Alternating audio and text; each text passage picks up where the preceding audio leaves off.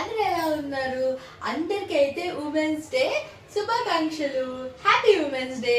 నేనైతే ఇవాళ ఏం చేశాను అనుకుంటున్నారా? ఇవాళ కొద్దిగా ఇంట్లో పని ఉన్నింది. ఆ తర్వాత ఈవినింగ్ అయితే అలా బయట వెళ్ళేసి మా ఆయన నేను కొద్దిగా స్నాక్స్ తినేసి ఇంటికి అయితే వచ్చేసాం.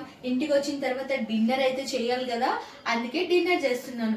డిన్నర్లో నాకు ఈరోజు ఒక స్పెషల్ రెసిపీ తట్టిందండి.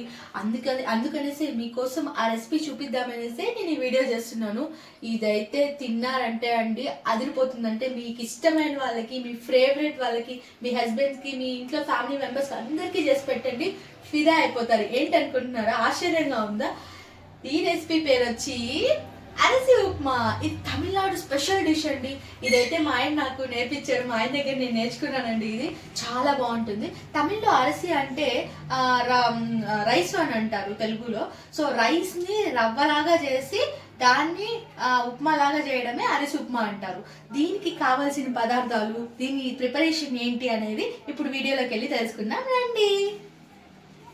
చూడండి, ఫస్ట్ అయితే దీనికి కావాల్సింది రైస్ అన్నమాట. రైస్ తీసుకున్నాను. అండ్ దెన్ దీనికి కొద్దిగా కందిపప్పు కావాలి,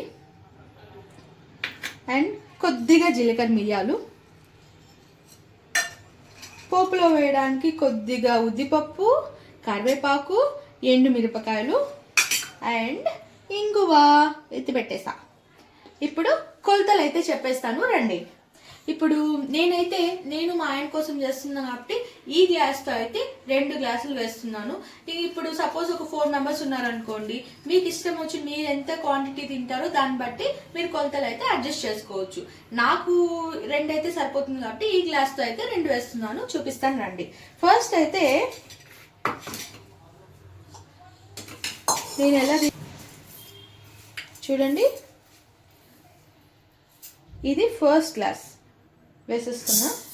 సెకండ్ గ్లాస్ వేసేటప్పుడు దీనికి కొద్దిగా ముక్కాలకి తక్కువ, అరకి ఎక్కువ, ఓకేనా? ఇంత వేసుకోండి.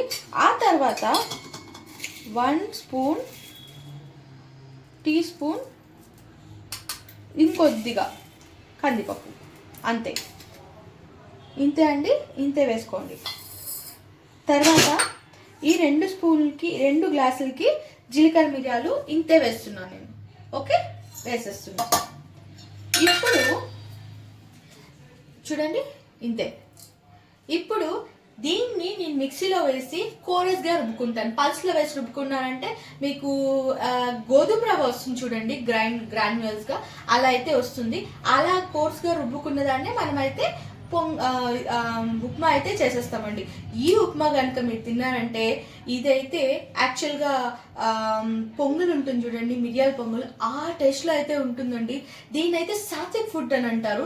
మీరు ఇఫ్ ఇన్ కేస్ ఏదన్నా పండగల రోజుల్లో నో ఆనియన్ నో గార్లిక్ అలా లేకుండా వంటలు చేసుకుంటారు కదా, ఆ టైంలో అయితే ఇది చేసుకోవచ్చు. ఇది ఇంకా దేవునికి ప్రసాదం లాగా కూడా చేసి పెట్టచ్చు అండి. చాలా బాగుంటుంది.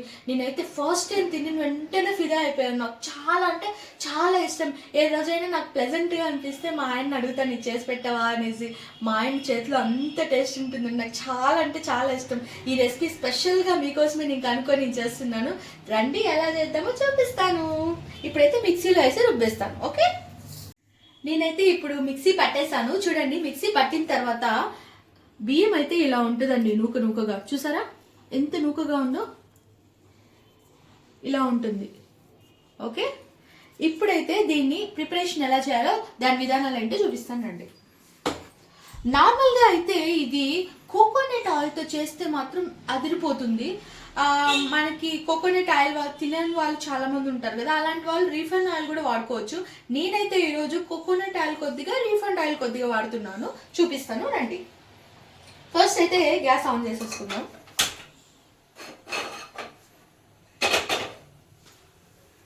నేనైతే రీఫండ్ ఆయిల్ 2 స్పూన్స్ వేస్తున్నాను. అండ్ దెన్ ఇది వచ్చి గానిగలో చెక్కలో ఆడిచ్చిన ప్యూర్ కోకోనట్ ఆయిల్ అండి. మేమైతే ఇదే వాడతాము.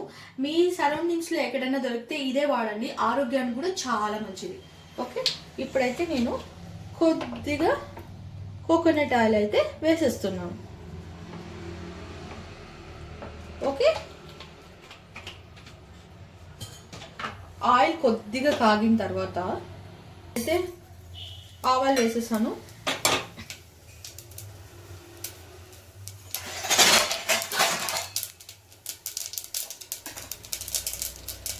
ఆవాలు చిటిపటి మంటున్నాయి కదా,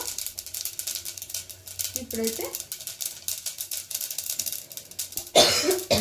ఇంగు వేసేస్తున్నాం.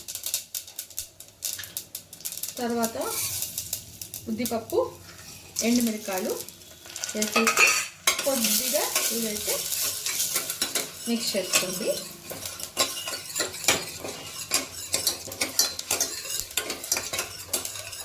తర్వాత అయితే కరివేపాకు వేసేసుకోండి.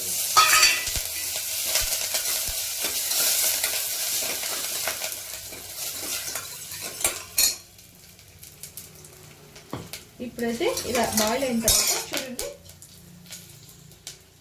నేను ఈ గ్లాస్తో వాటర్ తీసుకున్నాను కదా, ఈ గ్లాస్తో 1కి 3 గ్లాస్ వాటరు. సో నేనైతే 6 గ్లాసెస్ తీసుకున్నాను. నేనైతే వాటర్ వేసేస్తున్నాను. మీకు కావాలనుకుంటే ఇంకా కొద్దిగా ఒక హాఫ్ గ్లాస్ కూడా ఎక్స్ట్రాగా వాటర్ యాడ్ చేసుకోవచ్చు. ఇప్పుడైతే దీనికి సరిపడా రాక్ సాల్ట్ అయితే వేసేస్తాను.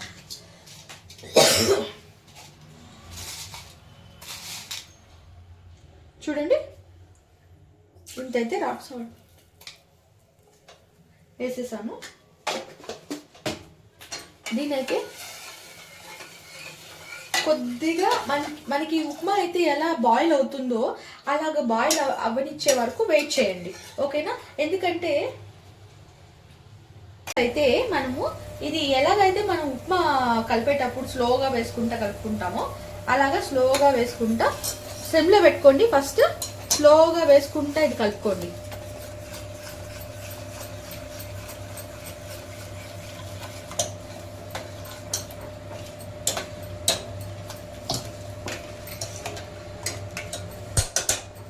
నేను మీకైతే ఒక టిప్ చెప్తానండి.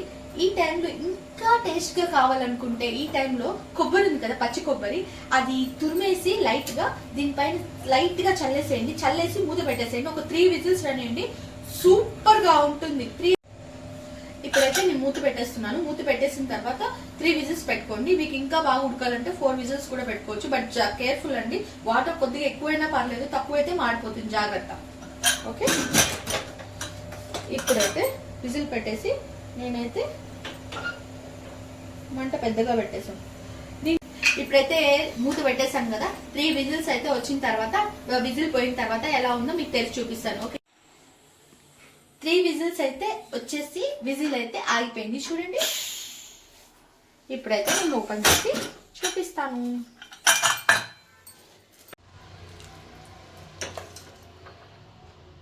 చూసారా ఎలా ఉందో, గుమగుమలాడుతూ ఉంది కదా, చూడండి.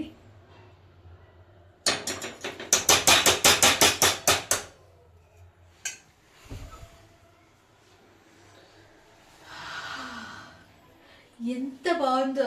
ఈ టేస్ట్ కాకుండా ఈ వీడియో కాకుండా ఈ స్మెల్ కూడా చూసేలాగా మనకి యూట్యూబ్లో వస్తే ఎంత బాగుంటుందో కదా. ఈ స్మెల్ మీకు పంపించేస్తాను. ఒక్కసారి ఇది మీ ఇంట్లో ట్రై చేసి చూడండి. మీకు ఇష్టమైన వాళ్ళు, మీ బిలోడ్ వన్స్కి ఇది ట్రై చేసి ఒకసారి టేస్ట్ చేసి చూపించండి. మీరేం చెప్తే అది వినాల్సిందే. ఓకే, అండ్ ఇప్పుడైతే నేను వెళ్ళి ఇది ఆమని తినేస్తాను. ఓకేనా? మీరు కూడా మీ ఇంట్లో ఏం వంటలు చేశారు ఈరోజు, డిన్నర్ ఎలా చేశారు, ఉమెన్స్ డేని ఎలా సెలబ్రేట్ చేసుకున్నారు, మీ హస్బెండ్స్ మీకు ఏమన్నా ట్రీట్స్ ఇచ్చారా? సో నాకైతే కింద కమెంట్ చేయండి, లైక్ చేయండి, షేర్ చేయండి, సబ్స్క్రైబ్ చేయండి, ఇంకా నోటిఫికేషన్ కోసం బెల్ ఐకాన్ని క్లిక్ చేయండి. బై బాయ్, ఇష్కి ఆల్.